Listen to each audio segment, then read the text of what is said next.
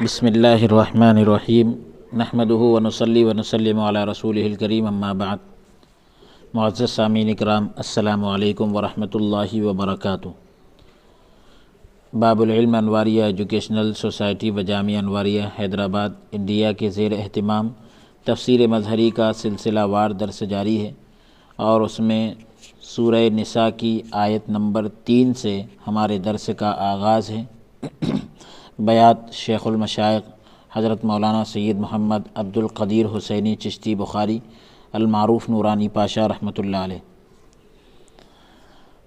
سورہ نساء آیت نمبر 3 سے ہم آغاز کر رہے ہیں۔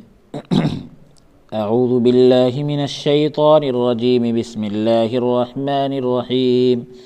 وَإِنْ خِفْتُمْ أَلَّا تُقْسِطُوا فِي الْيَتَامَى فَانكِحُوا مَا طَابَ لَكُم مِّنَ النِّسَاءِ مَثْنَىٰ وَثُلَاثَ وَرُبَاعَ فَإِنْ خِفْتُمْ أَلَّا تَعْدِلُوا فَوَاحِدَةً أَوْ مَا مَلَكَتْ أَيْمَانُكُمْ ذَلِكَ أَدْنَىٰ أَلَّا تَعُولُوا۔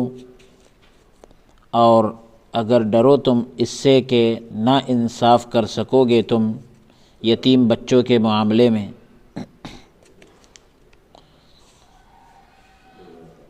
تو وضاحت کے طور پر یہ لفظ یہاں ذکر کر رہے ہیں، یعنی ان سے نکاح نہ کرو، اور نکاح کرو جو پسند آئے تمہیں عورتوں سے، یعنی ان کے علاوہ دوسری عورتوں سے، 2 3 اور 4۔ اور اگر تمہیں یہ اندیشہ ہو، یعنی یہ ڈر ہو کہ تم ان میں عدل یعنی انصاف نہیں کر سکو گے، تو پھر ایک ہی عورت سے شادی کرو، یا کنیزیں یعنی باندیاں جن کے مالک ہوں تمہارے دائیں ہاتھ، یعنی جو تمہاری ملکیت میں ہو۔ یہ زیادہ قریب ہے اس کے کہ تم ایک ہی طرف جھک نہ جاؤ، ذالک ادنیٰ الا تعولوا۔ یہ زیادہ قریب ہے اس کے کہ تم ایک طرف ہی جھک نہ جاؤ۔ اس کی وضاحت آگے آ رہی ہے کہ ایک طرف نہ جھکنے کا مطلب کیا ہے۔ اب ڈرو تم اس سے کہ انصاف نہ کر سکو، یہ یعنی اے اولیاء جو سرپرست ہوتے ہیں، ذمہ دار ہوتے ہیں لڑکی کے یا یتیم بچوں کے، تو اگر تمہیں ڈر ہو کہ تم عدل نہ کر سکو گے، انصاف نہ کر سکو گے اور ظلم کرو گے، تقسطوا، تو یہاں پر یہ جو لفظ ہے قسط جو ہے بمعنی جار سے مشتق ہے، وہاں سے نکلا ہے۔ اسی سے ایک لفظ قاسطون استعمال ہوتا ہے، یعنی ظلم کرنے والے۔ تقسطوا باب افعال سے ہے، اقسط یقسط، تو اسی سے ہے تقسطوا۔ اور اس میں یہاں سلب کا خاصہ پایا جا رہا ہے، یعنی نفی کا، انکار کا جو معنی پایا جا رہا ہے، یعنی اگر تمہیں ظلم کا خوف ہو، یعنی ڈر ہو۔ فی الیتامى، یتیم بچوں کے معاملے میں، یعنی وہ بچیاں جو تمہاری پرورش میں ہیں، جب تم ان سے نکاح کرو گے تو تم انصاف نہ کر سکو گے، تمہیں اس بات کا ڈر ہے۔ تو پھر کہا جا رہا ہے کہ فَانكِحُوا مَا طَابَ لَكُم مِّنَ النِّسَاءِ مَثْنَىٰ وَثُلَاثَ وَرُبَاعَ، یعنی تم ان یتیم عورتوں کے علاوہ اجنبی عورتوں سے شادی کر لو۔ یتامہ کا لفظ مذکر اور مؤنث دونوں پر بولا جاتا ہے۔ امام بخاری رحمۃ اللہ علیہ نے اپنی صحیح میں زہری سے روایت کیا ہے، وہ حضرت عروہ ابن زبیر سے بیان کرتے ہیں کہ انہوں نے اس آیت کے متعلق حضرت عائشہ صدیقہ رضی اللہ عنہا سے پوچھا۔ انہوں نے جواب دیا کہ یہاں یتامہ سے مراد وہ عورتیں ہیں جو اولیاء کی پرورش میں ہو، یعنی اپنے سرپرستوں کے ذمہ داروں کی پرورش میں ہو، اور غیر محرم ولی جیسے چچا زاد بھائی ان کے جمال یعنی خوبصورتی اور مال کی وجہ سے ان میں رغبت یعنی دلچسپی رکھتا ہے، اور ارادہ کرتا ہے کہ ان جیسی عورتوں کو جو مہر دیا جاتا ہے اس سے کم مہر دے کر ان سے نکاح کر لے، یعنی ان جیسی عورتوں کو جو مہر دیا جاتا ہے اس سے کم میں جو ہے ان سے نکاح کر لے، تو ان کے ساتھ انصاف کیے بغیر نکاح کرنے سے منع کر دیا گیا، روک دیا گیا، اور یہ حکم دیا گیا کہ وہ دوسری عورتوں سے شادی کرے۔ حضرت عائشہ صدیقہ رضی اللہ عنہا سے روایت، انہا نے فرمایا کہ پھر لوگوں نے حضور صلی اللہ علیہ وآلہ وسلم سے اس بارے میں پوچھا، تو اللہ تعالیٰ نے یہ آیت وَيَسْتَفْتُونَكَ فِي النِّسَاءِ اور وَتَرْغَبُونَ أَن تَنكِحُوهُنَّ، یعنی لوگ آپ سے عورتوں کے بارے میں سوال کرتے ہیں۔ تو اس کے اندر پوری وضاحت سورہ نساء کی آیت جو انشاءاللہ تعالیٰ بھی آگے آئے گی، اس کے اندر اس کا پورا تذکرہ انشاءاللہ تعالیٰ آپ کے سامنے بیان کیا جائے گا۔ اور اس کی اور وضاحت مزید دیکھنا چاہتے ہیں تو صحیح بخاری کتاب الوصایا باب قولہ تعالی وآتوا الیتامی جلد نمبر 1 صفحہ نمبر 387 پر آپ دیکھ سکتے ہیں۔ اللہ تبارک و تعالیٰ نے اس آیت میں واضح فرمایا، یعنی وضاحت کے ساتھ فرمایا کہ جب یتیم لڑکی خوبصورت اور صاحب مال یعنی مال والی ہوتی ہے تو اولیاء اس میں رغبت رکھتے، یعنی ان کے جو سرپرست ہوتے، یعنی جو بچیاں جن کی پرورش میں ہوتی تو وہ ان کے اندر رغبت رکھتے، دلچسپی رکھتے اور اسے پورا مہر نہ دیتے۔ اور جب خوبصورت نہ ہوتی اور صاحب مال نہ ہوتی، یعنی عورت میں خوبصورتی نہ ہوتی اور وہ مالدار نہ ہوتی تو کوئی رغبت نہ رکھتے، تو دوسری عورتوں کو تلاش کرتے۔ تو فرمایا جس طرح تم ان کو اس وقت چھوڑ دیتے ہو جب تم ان سے رغبت نہیں رکھتے تو تمہیں کوئی حق نہیں پہنچتا کہ تم ان سے نکاح کرو جب تم ان سے رغبت رکھتے ہو، یعنی رغبت نہ رکھنے کی صورت میں جب تم ان کو چھوڑ دیتے ہو تو رغبت رکھنے کی صورت میں بھی تمہیں کوئی حق نہیں پہنچتا کہ تم ان سے نکاح کرو، مگر صرف اس صورت میں کہ تم ان کے حقوق ادا کرو، جیسے پورا مہر دو اور دوسرے حقوق ادا کرو۔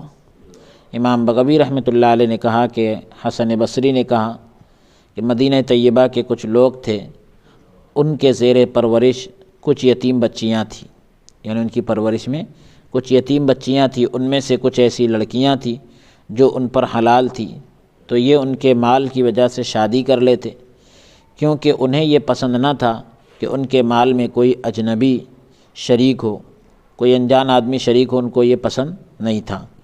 یہ روایت معالم التنزیل جلد نمبر 2 صفحہ نمبر 5 سے لی گئی۔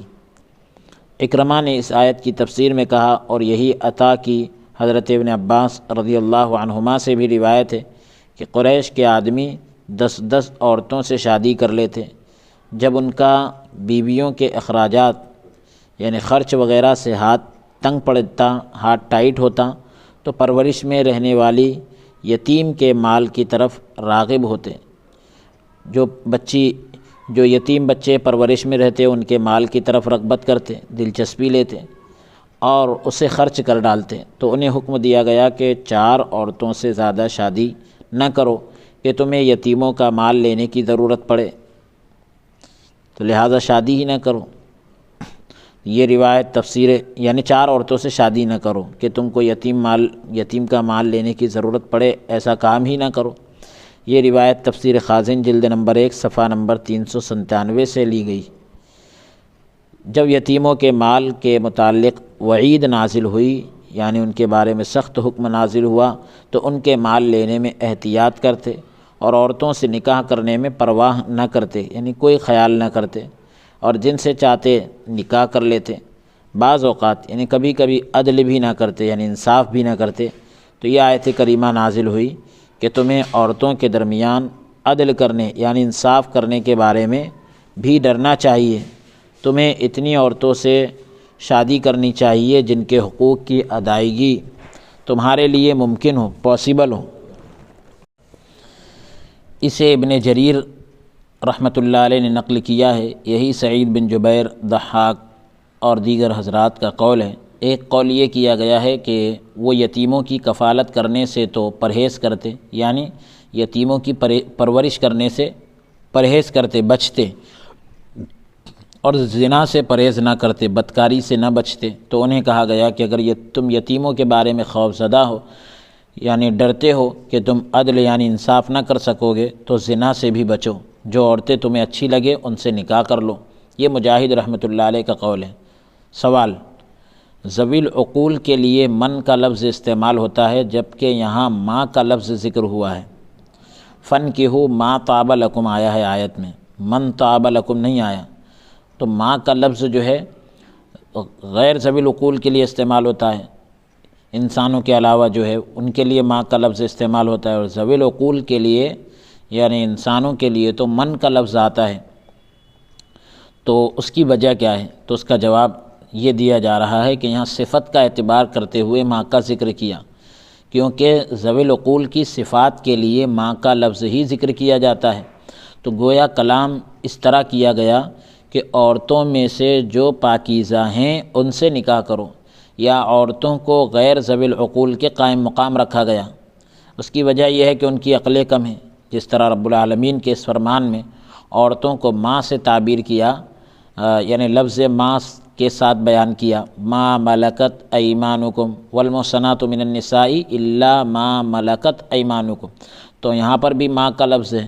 تو ایک بات یہ کی گئی کہ ما طاب لکم کا معنی ہے کہ وہ عورتیں جو بالغ ہوں۔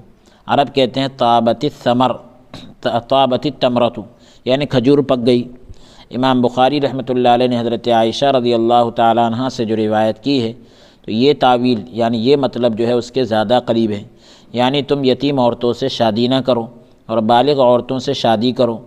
لیکن لکم کا کلمہ اس تعویل کے لیے اولا ہونے کا انکار کرتا ہے، یعنی بہتر ہونے کا انکار کرتا ہے۔ اس صورت میں مناسب کلام یوں ہے کہ مناسب کلام اس طرح ہو کہ فَانْكِحُوا مَا طَابَ لَكُم مِّنَ النِّسَاءِ، اس لیے ماں کا لفظ جو ہے ذکر کیا، من کا لفظ ذکر نہیں کیا۔ ایک قول یہ کیا گیا کہ عورتوں سے جو حلال ہے، مطلب من النساء یعنی عورتوں میں سے جو حلال ہے ان سے نکاح کرو، کیونکہ ان میں سے کچھ ایسی بھی ہوتی ہیں جو حرام ہیں، جن کا آیت التحریم میں ذکر ہے، یعنی انشاءاللہ تعالی جو بھی آگے آ رہی ہے کہ جس میں عورتوں کے حرام ہونے کا بھی تذکرہ ہے کہ کون کون سی عورتیں حرام ہیں۔ یہ مجاہد رحمۃ اللہ علیہ کے قول کے زیادہ مناسب ہے، یعنی زنا سے بچو اور جو تمہارے لیے حلال ہے ان سے نکاح کرو۔ لیکن اس تعویل کی صورت میں، یہ مطلب بیان کرنے کی صورت میں آیت جو ہے مجمل بنتی ہے، یعنی مجمل کا مطلب یہ ہے کہ اس میں کوئی تفصیل نہیں ہے، اور اجمال جو ہے اصل کے خلاف ہے۔ زیادہ بہتر بات یہ ہے کہ یہ کہا جائے کہ اس کا معنی یہ ہے کہ جنہیں تمہارے نفس اچھا جانے، بہتر جانے، اور تمہارے نفس ان کی طرف مائل ہوں، یعنی تمہارا نفس ان کی طرف جھکتا ہو، یہ تمام تعویلات کے مناسب ہیں۔ حضرت عائشہ صدیقہ رضی اللہ تعالی عنہ کے قول کے مطابق اس کا معنی یہ ہوگا کہ اگر تمہیں خوف ہو، یہ ڈر ہو کہ تم یتیموں کے ضعف یعنی کمزوری اور ان کے حمایتی نہ ہونے کی وجہ سے انصاف نہ کر سکو گے، تو جن عورتوں کو تم پسند کرتے ہو ان سے شادی کر لو، کیونکہ اس صورت میں تمہارا میلان ہی یعنی جھکاؤ ہی ان کے حقوق کا محافظ ہوگا، یعنی نگہبان ہوگا، خواہ وہ یتیم ہو یا بالغ ہو۔ ساتھ ہی ساتھ یہ بات بھی ہے کہ اگر منکوحہ عورت یعنی جس عورت سے نکاح کیا جا رہا ہے وہ نفس کو محبوب ہو تو یہ انسان کو زنا سے بھی بچاتی ہے۔ اور یہ کہنا بھی مناسب ہوگا کہ 4 سے زیادہ عورتوں سے شادی نہ کرو، بلکہ پسندیدہ عورتوں پر اکتفا کرو، یعنی جو عورتیں تمہیں پسند ہیں اس پر بس کرو، کیونکہ پسندیدہ عورتوں کا وجود کم ہوتا ہے، پسندیدہ عورتیں کم پائی جاتی ہیں۔ مسئلہ نکاح کا پیغام بھیجنے والے کے لیے بالاجماع یعنی بالاتفاق سنت یہ ہے کہ وہ نکاح سے پہلے عورت کا منہ اور ہاتھ دیکھ لے۔ داؤد نے کہا کہ سوائے شرمگاہ کے تمام جسم دیکھنا جائز ہے۔ حضرت جابر رضی اللہ عنہ سے مروی ہے، روایت ہے کہ جب تم میں سے کوئی عورت کو نکاح کا پیغام دے، اگر وہ عورت کی ان چیزوں کو دیکھ سکتا ہے جن کی وجہ سے وہ دعوت دے رہا ہے، یعنی اس کو اپنی طرف بلا رہا ہے، تو ضرور دیکھے، یعنی پیغام دے رہا ہے جس کی وجہ سے، تو ان چیزوں کو دیکھ لے۔ اسے ابو داؤد نے روایت کیا ہے۔ یہ روایت سنن ابی داؤد کتاب النکاح جلد نمبر 1 صفحہ نمبر 284 پر موجود ہے۔ حضرت مغیرہ ابن شعبہ رضی اللہ عنہ سے روایت ہے کہ کہا کہ میں نے ایک عورت کو نکاح کا پیغام بھیجا، رسول اللہ صلی اللہ علیہ وآلہ وسلم نے فرمایا کیا تو نے اس عورت کو دیکھا ہے؟ تو میں نے عرض کی کہ نہیں۔ آپ نے فرمایا اسے دیکھ لے، کیونکہ یہ تم دونوں میں اتفاق پیدا کرنے کے زیادہ مناسب ہے، یعنی تم دونوں میں آپس میں اتفاق ہوگا، اس لیے زیادہ مناسب ہے کہ تم دیکھ لو۔ یہ روایت سنن ابن ماجہ ابواب النکاح صفحہ نمبر 135 پر موجود ہے۔ باب کا نام ہے باب النظر الی المرأة۔ اسے امام احمد، امام ترمذی، امام نسائی، ابن ماجہ اور دارمی نے روایت کیا ہے۔ پھر اس کے بعد ہے مثنیٰ و ثلاث و رباع۔ آیت کے اندر یہ لفظ آیا ہے کہ 2 2 3 3 اور 4 4۔ تو یہ کلمات جو ہے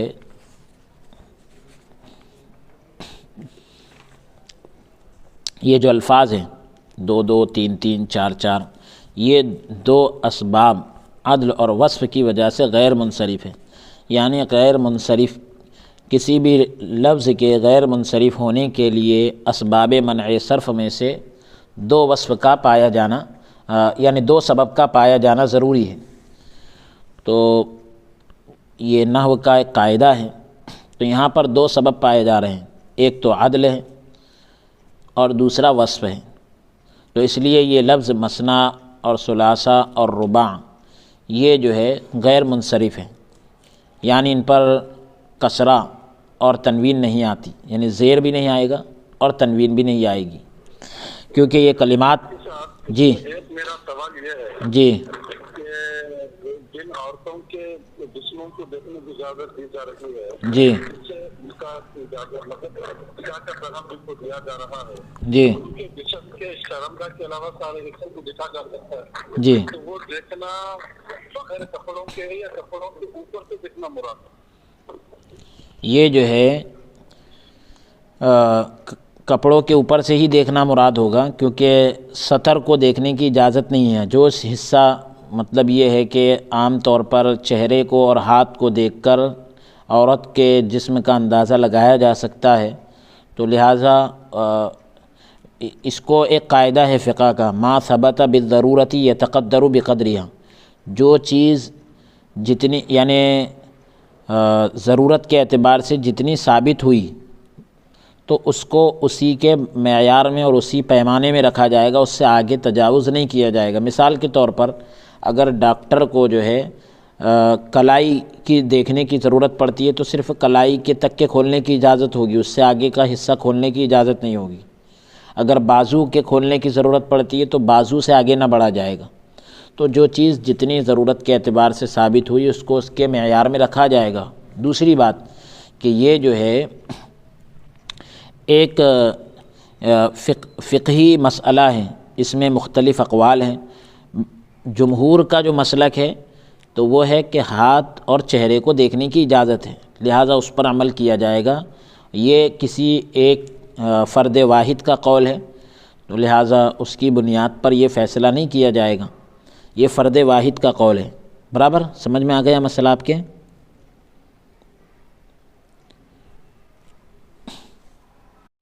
تو لہٰذا جب ایک شخص کا قول، کسی ایک امام کا قول اگر ایک طرف جا رہا ہو اور جمہور کی رائے ایک طرف جا رہی ہو تو جمہور کے قول کو لیا جاتا ہے۔ اب بات چل رہی تھی ہماری مثنیٰ و ثلاثہ و رباع، یہ تینوں لفظ جو ہے غیر منصرف ہیں، یعنی ان پر کسرہ اور تنوین نہیں آتی، کیونکہ یہ کلمات صفت کے طور پر وضع کیے گئے ہیں، یعنی بنائے گئے ہیں، جبکہ جن کلمات سے یہ بنے ہیں وہ صفت کے لیے وضع نہیں کیے گئے، نہیں بنائے گئے۔ ایک قول یہ کیا گیا ہے، ایک بات یہ بھی کہی گئی ہے کہ یہ غیر منصرف اس لیے ہے کیونکہ اس میں عدل کا تکرار ہے، یعنی جو عدل ہے اس کا تکرار ہے، ریپیٹ کر رہے ہیں۔ جیسے مثنیٰ ہے تو مثنیٰ و ثلاثہ و رباع، تو 3 مرتبہ یہ لفظ آ گیا کیونکہ یہ لفظ سنتین سے اور اس کے معنی سے معدول ہے۔ لفظ سنتین سے بنا ہے اور اس کے معنی سے معدول ہے، یعنی اس کی طرف سے اس طرف پھیر دیا گیا، یہاں سے اٹھا کر وہاں رکھ دیا گیا۔ تو یہ کلمات ما طاب لکم جو فن کے کا مفعول بھی ہے اس سے حال بن رہے ہیں۔ بصریوں کے نزدیک یعنی بصرہ والوں کے نزدیک یہ نکرہ ہے، جبکہ کوفیوں کے نزدیک یہ معرفہ ہے، کیونکہ ان پر الف لام معرفہ کا داخل نہیں ہوتا، جبکہ یہ معرفہ ہوں گے تو یہ ما طابہ سے بدل ہونے کی وجہ سے منصوب ہوں گے۔ تو بدل بھی یہ نحو کا ایک قاعدہ ہے، تو بدل ہونے کی وجہ سے بھی منصوب ہوتے ہیں۔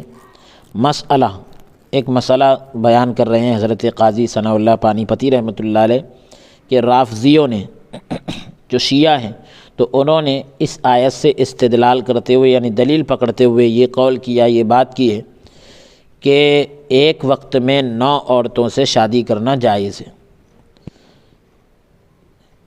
وہ اس انداز سے اس کو لیتے ہیں 2 2 3 3 اور 4 4، تو انہوں نے سارے عدد لے لیے، 2 کا لیا اور 3 کا لیا اور 4 کا لیا، تو 4 اور 3 7، 7 اور 2 9۔ اس طرح سے انہوں نے لفظی اعتبار سے اس کو لیا۔ نخعی اور ابن ابی لیلہ سے بھی اسی طرح منقول ہے، نقل کیا گیا، کیونکہ ان کلمات کے درمیان واو عاطفہ ہے جو مطلق جمع کے لیے ہوتی ہے، یعنی واو حرف عطف آ رہا ہے، مثنا و ثلاثہ و رباع، تو یعنی سب کو جمع کیا جائے گا، پورے عدد لیے جائیں گے۔ اس طرح سے وہ لفظی بحث میں چلے گئے رافضی لوگ۔ انہوں نے کہا کہ آیت کا معنی یہ ہے کہ تم 2 اور 3 اور 4 سے نکاح کرو، تو ان کا مجموعہ یعنی ٹوٹل 9 ہوتا ہے، 2 3 اور 4، یہ سب کو ملائے تو 9 کا عدد بنے گا۔ خارجیوں نے کہا کہ 18 عورتوں سے 18 عورتوں سے بیک وقت یعنی ایک ہی وقت میں نکاح کرنا جائز ہے، کیونکہ ان کلمات میں تکرار کا معنی پایا جاتا ہے۔ تب انہوں نے اس طریقے سے لے لیا 2 2 3 3 4 4، تو اس طریقے سے تو انہوں نے 18 کی بات کر دی۔ یہ دونوں قول باطل ہیں، یعنی رافضیوں کا بھی اور خارجیوں کا بھی۔ خارجیوں کا تو اس لیے باطل ہے کہ مثنی اور اس کے اخوات عدد مکرر سے ماخوذ ہیں، یعنی مثنی اور اس جیسے الفاظ یہ عدد مکرر سے ماخوذ ہے، یعنی جن عدد کی تکرار ہوتی ہے وہاں سے یہ لیے گئے، وہ کسی حد پر موقوف نہیں ہوتے، یہ 2 دفعہ کے تکرار پر منحصر نہیں، یعنی اسی پر ٹکے ہوئے نہیں ہیں۔ جس کسی شخص نے قوم سے کہا کہ ان دراہم سے 2 2 لے لو، ان دراہم سے یعنی دراہم یہ جو ہے درہم کی جمع ہے، تو یہ درہموں سے 2 2 لے لو، تو اس کا مفہوم یہ ہوتا ہے کہ وہ سارے کے سارے ان میں سے 2 2 درہم لے لیں۔ ایک آدمی نے ایک قوم سے کہا، یعنی بہت سارے لوگوں سے کہا، ایک پوری جماعت سے کہا کہ ان درہموں سے 2 2 لے لو، تو اس کا مفہوم یہ ہوتا ہے، یعنی اس سے یہ بات سمجھ میں آ رہی ہے کہ وہ سارے کے سارے ان میں سے 2 2 درہم لے لیں، یعنی جتنے لوگ ہیں سب 2 2 لیں گے۔ اس کا معنی ہرگز یہ نہیں ہوتا کہ صرف 4 درہم لو۔ اگر مذکورہ معنی ہوتا، یعنی یہ ذکر کیے گئے معنی ہوتے تو آیت کا معنی درست نہ رہتا، کیونکہ تمام مردوں کے لیے 2 یا 3 یا 4 یا 18 تک نکاح کا تصور نہیں کیا جا سکتا۔ 2 یا 3 یا 4 یا 18 عورتوں تک نکاح کا تصور نہیں کیا جا سکتا۔ اسی وجہ سے صاحب کشاف نے کہا ہے کہ اگر ان کلمات کو عدل کیے بغیر مفرد ذکر کیا جائے تو کوئی معنی بھی نہ بنے۔ یہ تفسیر کشاف جلد نمبر 1 صفحہ نمبر 468 پر پوری اس کی تفصیل موجود ہے۔ تو خارجیوں کا قول تو اس لیے باطل ہے کہ یہ تو جو ہے مثنی اور اس جیسے الفاظ عدد مکرر سے لیے جاتے ہیں، یعنی کسی حد پر یہ جا کر نہیں رکتے۔ تو مطلب یہ ہے کہ اس کی تفصیل کے لیے احادیث کا بھی سہارا لیا جاتا ہے اور پوری وضاحت حدیثوں سے بھی واضح ہے۔ اب جو رافضیوں نے کہا، تو رافضیوں نے کیا کہا، 9 تک انہوں نے عدد لیا، تو ان کے قول کے باطل ہونے کی وجہ یہ ہے کہ بلغاء کے یہاں 9 کے عدد کو بیان کرنے کے لیے یہ انداز اختیار نہیں کیا جاتا۔ بلغاء یعنی جو فصحاء اور بلغاء کی جماعت رہتی ہے، جو علم بلاغت کے جو علماء رہتے ہیں، تو ان کے یہاں 9 کے عدد کو بیان کرنے کے لیے یہ انداز اپنایا نہیں جاتا۔ یہ امر کسی پر بھی مخفی نہیں، یعنی چھپا ہوا نہیں ہے یہ معاملہ کسی پر بھی، بلکہ اس کا معنی یہ ہے کہ ہر ایک کے لیے 2 عورتوں کے ساتھ نکاح کرنا جائز ہے۔ اسی طرح ہر ایک کے لیے 3 عورتوں سے نکاح کرنا جائز ہے۔ اسی طرح ہر ایک کے لیے 4 عورتوں سے نکاح کرنا جائز ہے۔ انہوں نے کیا کیا، مجموعہ کر لیا اور ایک ہی آدمی کے لیے 9 کی بات کر دی، تو ان کا قول باطل ہے۔ امام بیضاوی رحمۃ اللہ علیہ نے کہا کہ اگر آیت کے اندر واو عاطفہ کی جگہ او کا لفظ ذکر کیا جاتا، ما طاب لکم من النساء مثنی او ثلاثا او رباع، اس طرح ہوتا تو عدد میں اختلاف کا جواز ختم ہو جاتا، عدد میں جو اختلاف ہو رہا ہے اس کے جائز ہونے کی بات ہی نہیں ہوتی۔ یہ جو ہے تفسیر بیضاوی جلد نمبر 3 صفحہ نمبر 255 پر موجود ہے۔ لیکن اس پر یہ شبہ کیا جا سکتا ہے، یعنی یہ شک کیا جا سکتا ہے کہ واو کی وجہ سے عدد کے اتفاق کا جواز بھی جاتا رہتا ہے، یعنی عدد کے متفق ہونے کا جائز ہونا بھی اس کی وجہ سے چلا جا رہا ہے۔ حق بات یہی ہے کہ مثنی او ثلاثہ اور مثنی و ثلاثہ کے مفہوم میں کوئی تفاوت نہیں، کوئی فرق نہیں، مثنی و ثلاثہ کہے یا مثنی او ثلاثہ کہے کوئی فرق نہیں۔ اس کی وجہ یہ ہے کہ یہاں نہ یہ سمجھا جا سکتا ہے کہ تمام امت کا، یعنی پوری امت کا ان تینوں اقسام میں سے، تینوں قسموں میں سے کسی ایک پر اجتماع یعنی اکٹھا ہونا ضروری ہے، نہ اس طرف ذہنی التفات ہوتا ہے، یعنی ذہنی توجہ ہوتی ہے کہ مختلف اقسام پر ہونا لازم ہے، مختلف قسموں پر ہونا لازم ہے۔ یہاں واو کو اس لیے ذکر کیا کیونکہ جب مجموعے کا مجموعے سے مقابلہ ہو، تقابل ہو، یعنی کمپیریجن ٹوٹل کا ٹوٹل سے، تو واو افراد کی تقسیم میں زیادہ مؤثر ہوتی ہے، یعنی واو جو ہے افراد کے ڈیوائیڈیشن کے اندر تقسیم میں زیادہ اثردار ہوتا ہے لفظ واو، مثنی و ثلاثہ و رباع، تو واو کا جو معاملہ ہے وہ زیادہ اثردار ہوتا ہے کمپیریزن کے اندر۔ مسئلہ ائمہ اربعہ اور جمہور مسلمانوں کے نزدیک ایک وقت میں 4 سے زیادہ عورتوں کے ساتھ نکاح جائز نہیں۔ بعض لوگوں سے یہ بھی بیان کیا گیا ہے کہ بغیر تعداد کے تعین کے، یعنی تعداد کو متعین کیے بغیر عورتوں سے نکاح کرنا مباح ہے، درست ہے، کیونکہ اللہ تبارک و تعالیٰ کا ارشاد فَانْكِحُوا مَا طَابَ لَكُم مِّنَ النِّسَاءِ، یہ عموم کا فائدہ دیتا ہے، یعنی عام کا فائدہ دیتا ہے، یعنی خاص کا فائدہ نہیں دے رہا، عام کا۔ اور مثنی کا جو لفظ ہے یہ عرفی تعداد ہے، یعنی لوگوں کے اندر جو چیز رائج ہے اس کے اعتبار سے یہ عرفی عدد ہے، کوئی قید وغیرہ نہیں۔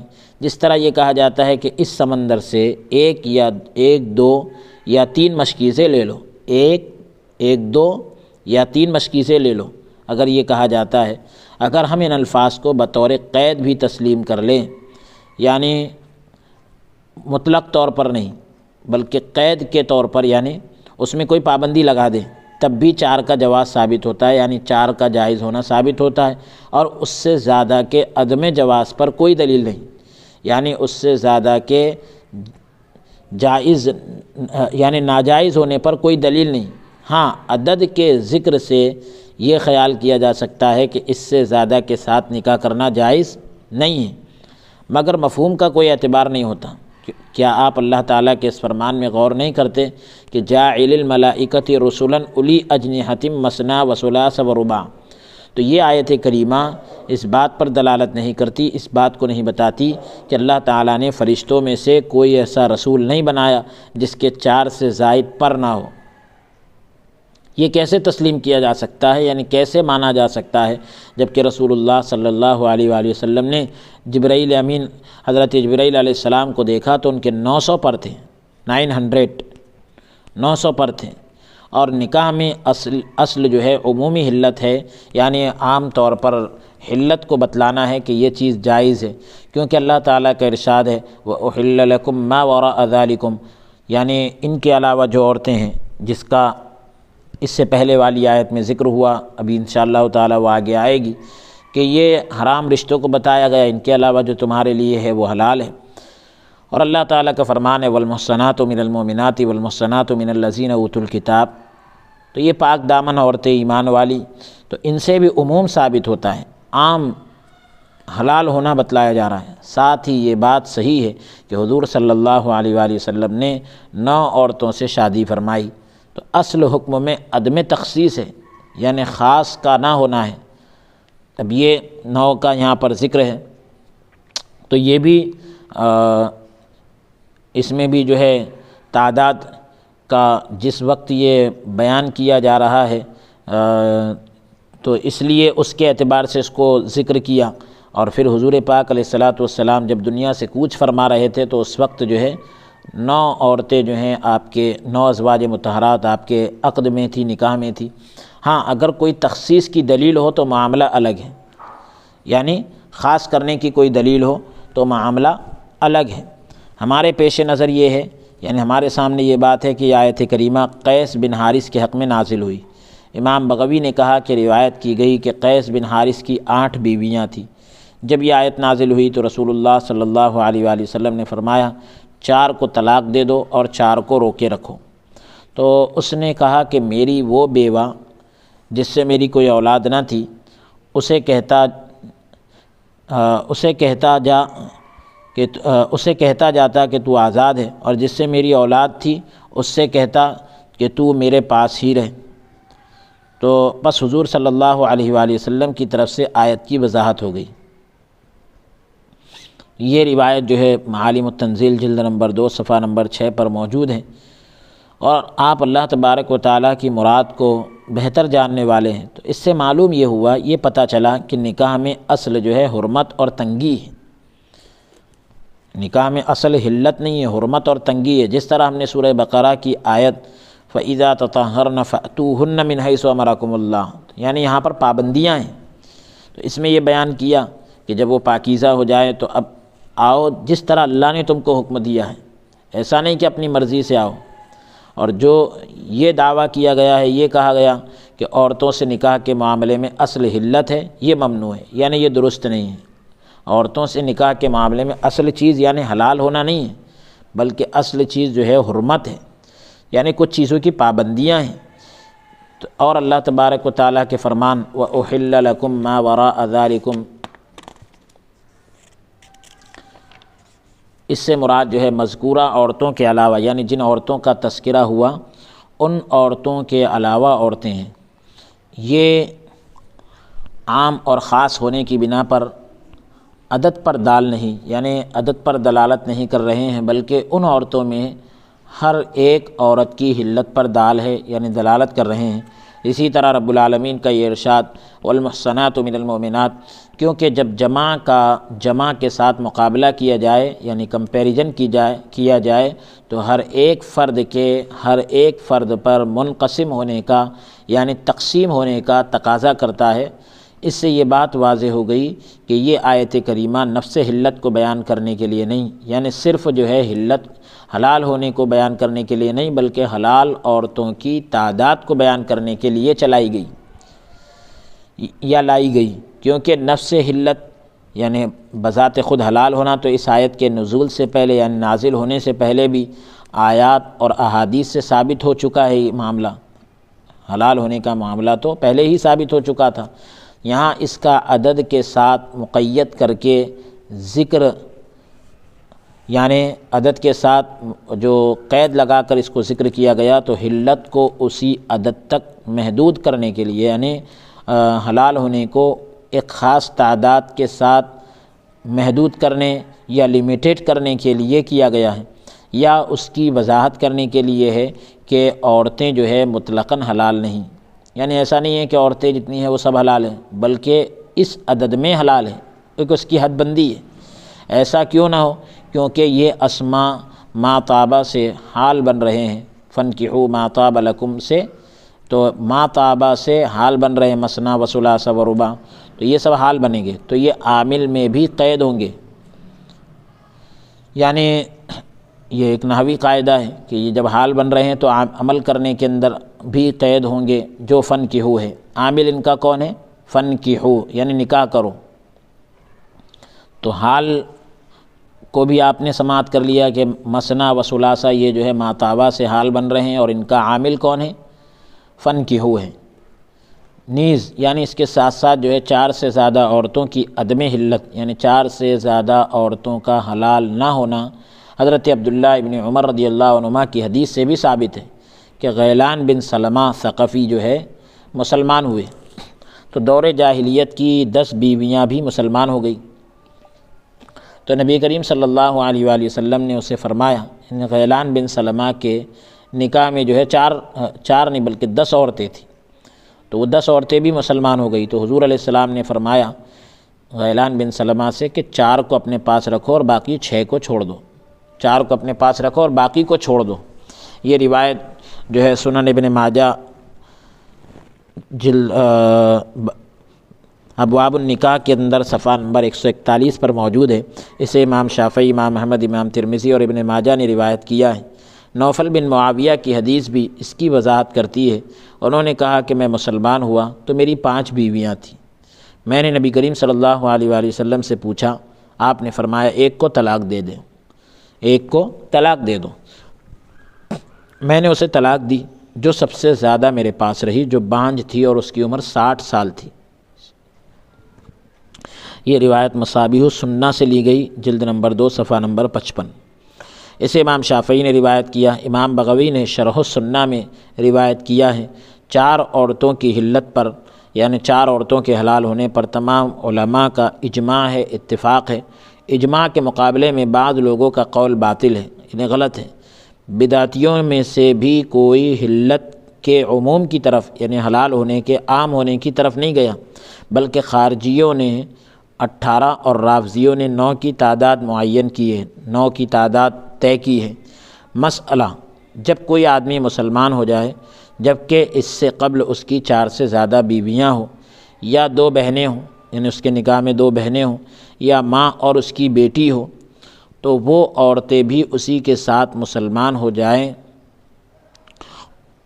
آپ نے سن لیا کہ جب کوئی آدمی مسلمان ہو جائے اس حال میں کہ اس سے پہلے اس کی 4 سے زیادہ بیویاں ہوں یا 2 بہنیں ہوں یا ماں اور اس کی بیٹی ہو، وہ عورتیں بھی اسی کے ساتھ مسلمان ہو جائے، یا وہ اہل کتاب میں سے ہو، تو امام مالک، امام شافعی، امام احمد اور امام محمد کے نزدیک کہ 4 سے زیادہ کی صورت میں 4 کا انتخاب کر لے، 2 بہنوں یا اس جیسی صورت میں 1 کا انتخاب کرے،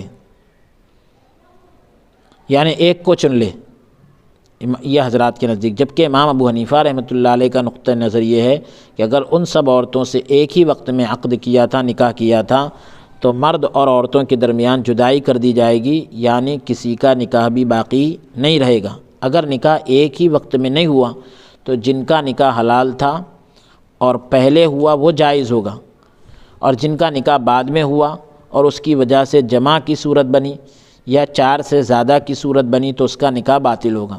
یعنی آپ سمجھ لیجئے اس کو، یعنی اگر ایک ہی عقد میں 2 سگی بہنوں سے اس نے شادی کی تھی تو دونوں کا نکاح باطل ہو جائے گا، لیکن اگر پہلے ایک سے کیا تھا ایک عقد میں اور پھر دوسرا معاملہ الگ ہوا کہ اس کی سگی بہن سے دوسرا نکاح کیا، یعنی اس نے دوسرا عقد کیا، پورا معاملہ الگ رہا، تو جس کا نکاح پہلے ہوا وہ جائز کہلائے گا اور بعد والا نکاح باطل کہلائے گا۔ یہ امام ابو حنیفہ رحمۃ اللہ علیہ نے فرمایا۔ مگر اس صورت میں دونوں عورتیں اس سے جدا ہو جائے گی، مگر اس صورت میں دونوں عورتیں اس سے جدا ہو جائے گی جب وہ ماں بیٹی ہو اور اس نے ان کے ساتھ حقوق زوجیت ادا کیے ہوں، تو دونوں عورتیں اس سے الگ ہو جائے گی۔ جو احادیث ہم نے اوپر ذکر کی ہیں، اور ضحاک بن فیروز دیلمی کی حدیث جو اپنے والد سے نقل کرتے ہیں کہ میں نے عرض کی کہ یا رسول اللہ صلی اللہ علیہ وآلہ وسلم، میں مسلمان ہوا ہوں اور میرے عقد میں، یعنی میرے نکاح میں 2 بہنیں ہیں، تو حضور صلی اللہ علیہ وآلہ وسلم نے ارشاد فرمایا جسے پسند کرتا ہے اپنے پاس رکھ لے۔ یہ روایت سنن ابن ماجہ صفحہ نمبر 141 پر موجود ہے۔ اسے امام ترمذی، ابو داؤد اور ابن ماجہ نے روایت کیا، جو جمہور کی امام ابو حنیفہ رحمۃ اللہ علیہ کے خلاف دلیل ہے۔ مسئلہ: ائمہ ثلاثہ کے نزدیک، یعنی تینوں کے نزدیک، امام شافعی، امام احمد بن حنبل اور امام مالک رحمہ اللہ کے نزدیک، غلام کے لیے 2 سے زیادہ، پھر سے آپ سن لیں، ائمہ ثلاثہ سے مراد یہاں پر امام احمد بن حنبل، امام شافعی اور امام ابو حنیفہ ہے، امام مالک کو چھوڑ کر، یعنی تینوں ائمہ، تو ان کے نزدیک جو ہے غلام کے لیے 2 سے زیادہ عورتوں کے ساتھ عقد نکاح کرنا جائز نہیں۔ 2 سے زیادہ عورتوں کے ساتھ نکاح کرنا جائز نہیں ہے غلام کے لیے، جبکہ امام مالک اور داؤد اور ربیعہ کا یہ کہنا ہے کہ وہ 4 سے شادی کر سکتا ہے، 4 عورتوں سے نکاح کر سکتا ہے، کیونکہ آزاد اور غلام دونوں اس آیت کے ضمن میں داخل ہیں۔ آیت کے اندر آزاد اور غلام دونوں شامل ہیں۔ ہم یہ کہتے ہیں کہ اس آیت کے مخاطب یعنی آیت میں خطاب جو ہو رہا ہے وہ آزاد سے ہو رہا ہے، غلام سے نہیں ہو رہا ہے۔ اس کی دلیل آیت کا آخری حصہ ہے، فَإِنْ خِفْتُمْ أَلَّا تَعْدِلُوا فَوَاحِدَةً أَوْ مَا مَلَكَتْ أَيْمَانُكُمْ، کیونکہ غلام کے لیے ملکیت کا کوئی تصور نہیں ہوتا، غلام کے لیے ملکیت کا کوئی تصور نہیں ہوتا۔ ابن جوزی نے تحقیق میں حضرت عمر رضی اللہ تعالیٰ عنہ سے روایت کیا ہے کہ غلام جو ہے 2 عورتوں سے شادی کرے گا، 2 طلاقیں دے گا، یعنی اس کے لیے صرف 2 طلاق ہوگی اور 2 شادیاں ہوگی، اور لونڈی یعنی باندی جو ہے 2 حیض عدت گزارے گی، یعنی اس کی عدت کا معاملہ جو ہے وہ 2 حیض تک ہوگا۔ امام بغوی رحمۃ اللہ علیہ نے معالم میں اسی طرح روایت کیا ہے،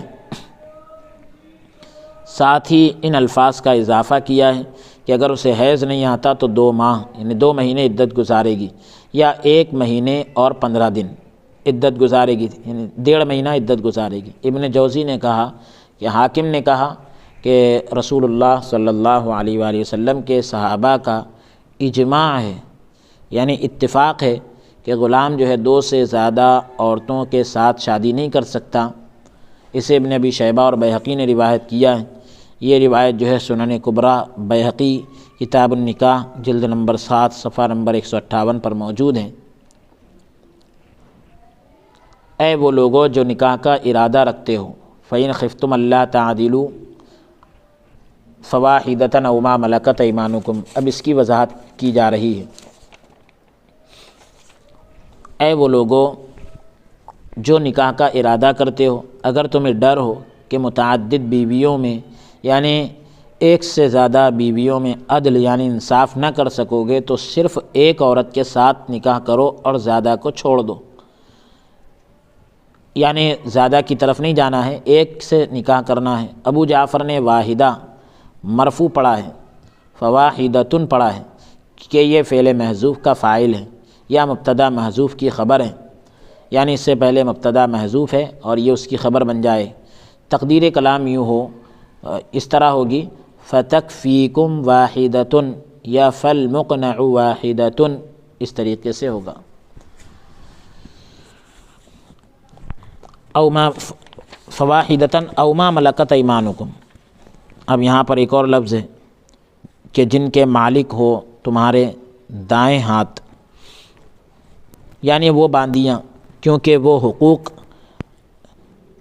ان کے وہ حقوق نہیں ہوتے جو بیویوں کے ہوتے ہیں، یعنی باندیوں کے لیے وہ حقوق نہیں ہیں جو بیویوں کے لیے، اس کی باری نہیں ہوتی۔ باندی کا معاملہ ایسا ہے کہ اس کی باری نہیں ہوتی اور ان کی تعداد بھی معین نہیں ہوتی، ان کی تعداد بھی طے نہیں ہوئی۔ مسئلہ ظلم سے خوف کی صورت میں، یعنی اگر آپ کو اندیشہ ہو کہ آپ زیادتی کر لو گے تو اس سے ڈر کی صورت میں ایک آزاد عورت یا باندی کے ساتھ نکاح پر اکتفا کرنے کی شرط، یعنی ایک آزاد عورت کے ساتھ نکاح پر بس کرنے کا جو معاملہ ہے اس کی جو شرط لگائی، اس بات پر دلالت کرتی ہے، اس بات کو بتاتی ہے کہ بیویوں کے حقوق کی ادائیگی اور ان میں عدل پر قادر ہونے کی صورت میں، یعنی انصاف پر قادر ہونے قدرت رکھنے کی صورت میں 1 سے زیادہ عورتوں سے شادی کرنا افضل ہے۔ جب شہوت کا غلبہ ہو تو بالاجماع یعنی بالاتفاق نکاح فرض عین ہے، بشرطے کہ شرط یہ ہے کہ نان و نفقہ دینے پر قادر ہو، خرچ وغیرہ اور خوراک وغیرہ دینے پر قادر ہو، اور شہوت کا غلبہ نہ ہونے کی صورت میں مسنون اور مستحب ہے، جبکہ اسے فتنے اور حقوق کی ادائیگی میں کوتاہی کا خوف نہ ہو، یعنی ڈر نہ ہو۔ حضرت عبداللہ ابن مسعود رضی اللہ عنہ سے ایک روایت ہے کہ رسول اللہ صلی اللہ علیہ وآلہ وسلم نے فرمایا، اے جوانوں، جو تم میں سے نکاح کی طاقت رکھتا ہے وہ نکاح کرے، اور جو نکاح کی طاقت نہیں رکھتا وہ روزے رکھے، کیونکہ روزہ اس کی شہوت کو توڑنے کا باعث ہے، یعنی شہوت کو توڑنے کا ذریعہ ہے، جس کو وضاحت کے لیے کہہ رہے ہیں کہ خصی کرنے والا ہے، یعنی شہوت کو ختم کرنے والا ہے روزہ۔ تو یہ الگ الفاظ کے ساتھ سنن کبریٰ کے اندر موجود ہیں اور اس کی ساری تفصیلات آپ کو وہاں پر مل جائے گی، جلد نمبر 7 صفحہ نمبر 158 پر۔ صحیح مسلم کتاب النکاح جلد نمبر 1 صفحہ نمبر 448 پر بھی آپ کو مل جائے گی اس کی وضاحت۔ صحیحین میں حضرت انس رضی اللہ تعالیٰ عنہ سے روایت ہے کہ نبی کریم صلی اللہ علیہ وآلہ وسلم نے فرمایا، لیکن میں روزہ رکھتا ہوں اور افطار بھی کرتا ہوں، یعنی روزہ بھی رکھتا ہوں اور روزہ چھوڑ بھی دیتا ہوں، جس نے میری سنت سے اعراض کیا وہ مجھ سے نہیں۔ جی صحیحین میں یعنی بخاری اور مسلم کے اندر حضرت انس رضی اللہ تعالیٰ عنہ سے روایت ہے کہ نبی کریم صلی اللہ علیہ وآلہ وسلم نے فرمایا، لیکن میں روزہ رکھتا ہوں اور افطار بھی کرتا ہوں، جس نے میری سنت سے اعراض کیا یعنی منہ موڑا وہ مجھ سے نہیں۔ صحیح مسلم کتاب النکاح جلد نمبر 1 صفحہ نمبر 448۔ حضرت انس رضی اللہ تعالیٰ عنہ سے روایت ہے کہ رسول اللہ صلی اللہ علیہ وآلہ وسلم نکاح کا حکم دیتے تھے اور ترک نکاح کی یعنی نکاح کو چھوڑ دینے کی سخت ممانعت کرتے تھے، یعنی سختی سے منع فرماتے تھے کہ کوئی آدمی نکاح سے اعراض کرے یعنی منہ موڑے، اس تعلق سے سختی سے منع فرماتے تھے۔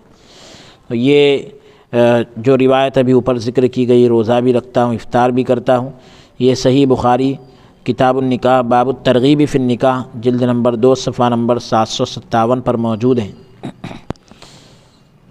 ارشاد فرماتے پیارے آقا صلی اللہ علیہ وسلم ارشاد فرماتے کہ جننے والی اور محبت کرنے والی یعنی زیادہ بچوں کو پیدا کرنے والی، جنم دینے والی اور بہت زیادہ محبت کرنے والی عورتوں سے شادی کرو، کیونکہ میں قیامت کے روز تم میں سے متقیوں یعنی پرہیزگاروں کی کثرت یعنی پرہیزگاروں کی تعداد کے زیادہ ہونے کی وجہ سے فخر کروں گا۔ اسے امام احمد نے روایت کیا ہے۔ حضرت ابو ذر رضی اللہ عنہ سے مروی ہے، روایت ہے کہ نبی کریم صلی اللہ علیہ وآلہ وسلم نے عکاف بن خالد سے فرمایا، کیا تیری بیوی ہے؟ تو اس نے عرض کی کہ نہیں۔ فرمایا کہ لونڈی یعنی کوئی باندی وغیرہ ہے؟ اس نے عرض کی وہ بھی نہیں۔ فرمایا تم خوشحال ہو؟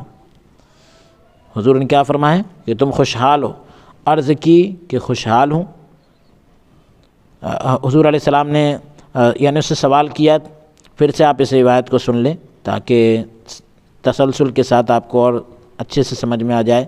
حضرت ابو ذر رضی اللہ عنہ سے روایت ہے کہ نبی کریم صلی اللہ علیہ وسلم نے عکاف بن خالد سے فرمایا، کیا تیری بیوی ہے؟ تو انہوں نے کہا کہ نہیں۔ فرمایا باندی ہے؟ انہوں نے کہا کہ وہ بھی نہیں۔ حضور نے فرمایا کہ تم خوشحال ہو؟ تو کہا کہ خوشحال ہوں۔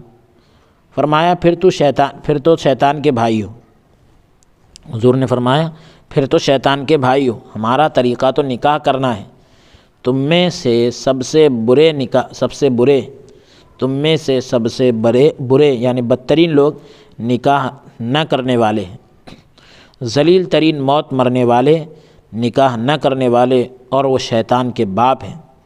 داؤد نے کہا کہ جو آدمی وطی یعنی صحبت کرنے اور نفقہ دینے پر قادر ہو۔ مفتی صاحب ابھی یہ جو بدترین لوگ ہیں، جی یہ بھی حدیث پاک کا حصہ ہے۔ جی ٹھیک ہے۔ داؤد نے کہا کہ جو آدمی وطی یعنی صحبت اور نفقہ دینے پر یعنی خرچ وغیرہ دینے پر قادر ہو، قدرت رکھتا ہو، اس پر نکاح کرنا فرض عین ہے۔ وہ اسی آیت سے استدلال کرتے ہیں یعنی دلیل پیش کرتے ہیں، یہ آیت کو بطور دلیل کے پیش کرتے ہیں۔ اب اس کے بعد ہے ذالک ادنیٰ اللہ تعولوا، اب اس کے بعد ہے ذالک ادنیٰ اللہ تعولوا، آیت کا آخری حصہ۔ ایک عورت سے نکاح کرنا اور باندیوں پر اکتفا کرنا ایک طرف نہ جھک جانے کے زیادہ قریب ہے۔ ایک عورت سے شادی کرنا اور باندیوں پر اکتفا کرنا یعنی اسی پر بس کر لینا، تو ایک طرف جھک نہ جانے کے یعنی ایک طرف نہ جھکنے کے زیادہ قریب ہے۔ عرب کے لوگ کہتے ہیں آل المیزابو، پر نالا ایک طرف جھک گیا۔ آل الحاکمو اس وقت بولتے ہیں جب وہ ظلم کرے، حاکم ظلم کرے تو کہتے ہیں آل الحاکم۔ تو آیت کے اندر تعولو آیا تو آل یعولو سے ہے، وہ اول الفریضہ، تو اس سے مراد معین حصوں سے پھرنا۔ اول الفریضہ کا مطلب معین حصوں سے پھرنا. آپ جو حضرات علم الفرائض یعنی میراث کے علم سے واقف ہے تو وہ یہ جانتے ہیں کہ اس کے اندر میراث کے باب میں ایک معاملہ اول کا بھی آتا ہے. تو اول کا مطلب جو طے شدہ حصہ ہے اس سے پلٹ جانا، اس کو اول کہتے ہیں. مجاہد نے کہا اللہ تعولو کا معنی ہے کہ تم گمراہ نہ ہو جاؤ. تفسیر خازن جلد نمبر، وہ جو اول ہے یہ اول جو ہے عین سے ہے، عین واو لام. جی جزاک اللہ. تفسیر خازن جلد نمبر 1 صفحہ نمبر 398 پر یہ روایت موجود ہے. فرا نے کہا کہ اللہ تبارک و تعالیٰ نے جو تم پر فرض کیا ہے اس سے تجاوز نہ کرو، یعنی اس سے آگے نہ بڑھو. اول کا اصل معنی، اول کا جو اصلی معنی ہے وہ ہے حد سے تجاوز کرنا، حد سے آگے بڑھ جانا. اسی سے ایک اصطلاح اول الفرائض استعمال ہوتی ہے. تو یہ ایک اصطلاح ہے، یعنی اصل میں لفظ بنایا جاتا ہے کسی اور معنی کے لیے، پھر بعد میں جو ہے عرف میں وہ کوئی اور معنی میں استعمال ہوتا ہے، یا ایک خاص طبقے کے لوگ کسی خاص معنی میں اس کو لے لیتے ہیں تو اس کو اصطلاح کہتے ہیں. امام شافعی رحمۃ اللہ علیہ نے کہا کہ تم زیادہ عیالدار نہ ہو جاؤ، زیادہ عیالدار نہ ہو جاؤ. تو امام بغوی رحمۃ اللہ علیہ نے کہا کہ امام شافعی رحمۃ اللہ علیہ نے جو معنی کیا ہے کہ کسی اور عالم نے یہ تعبیر نہیں کی، یعنی کسی اور عالم نے یہ مطلب بیان نہیں کیا، کیونکہ کثرت عیال کے لیے باب افعال استعمال ہوتا ہے. باب افعال جو ہے کثرت عیال کے لیے استعمال ہوتا ہے. اور یہ جو ہے تفسیر خازن جلد نمبر 1 صفحہ نمبر 398 سے لیا گیا مسئلہ ہے، اور یہ عبارت وہاں سے لی گئی ہے.